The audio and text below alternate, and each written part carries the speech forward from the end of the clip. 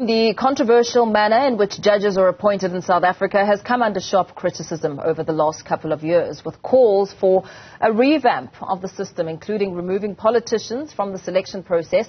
The Judicial Service Commission will today begin interviewing candidates to fill vacancies at superior courts across South Africa. For reaction on what the process that will be taking place, we're now joined by Advocate Khumisi Kganare, who's a legal expert. A very good morning to you. Thank you for your time. The JSC interviews are always a matter of great public significance. But what has really come under the spotlight over the years is the Commission's treatment of candidates. Given that tone and that history, what are some of the expectations today? How do you see these interviews playing out, perhaps differently? It's very clear, and you mentioned something very important there when you were talking about, the complaints about Parliament being a part of the process and that they must be removed. And unfortunately, it's in terms of Section 178 of the Constitution that they must form part of that, committee. And as a result, for them to be removed, it will be a matter of the Constitution having to be amended, which is something we know. It's highly, insurmountable to be achieved. And we will see how it turns out this time around. And I see they were supposed to also interview for the Constitutional Court, but they did not have enough numbers for that, so it might happen in October and not now in April. And in terms of finding quality candidates, attracting quality candidates, what sort of impact do you imagine the current dynamics have on that process in the long term?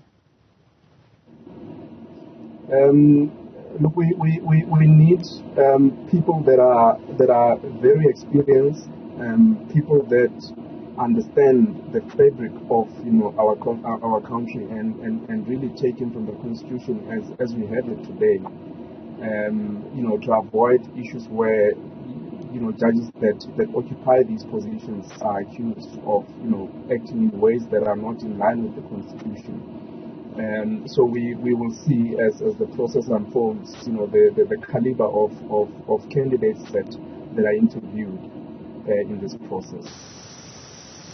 One of the burning issues, I hope that this line will carry, has been the involvement of politicians, their line of questioning, which has really been frowned upon. How do you think that can perhaps be, worked around, or what are the solutions around that aspect in itself? Possibly a matter of, training, if you may. Because this is a process that interviews people of legal background. Most of them, are attorneys. Some of them are even advocates that, would want to occupy these positions. And before they do so, some of them even act in positions that relate to these courts. So to understand the caliber of candidates that you are interviewing and how to deal and address them would be a question of training. But again, you wouldn't want to limit commissioners, especially those that come from political parties, because at the end of the day, they are the ones that are on the ground insofar as at least the legislation or legislature part of our state is concerned. And here we are looking at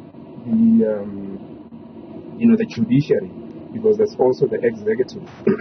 So it's just a matter of really balancing these roles as we find suitable candidates for these positions. And I believe, capacity building and training would go a long way in capacitating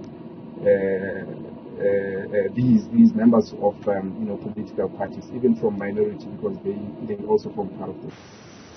Very well. Thank you so much. Thanks for weighing in on this discussion. Let's perhaps leave it there for now. Legal expert Advocate Khumisi Kganare giving us his view on how the JSE will be playing out those interviews as they begin today up until Thursday.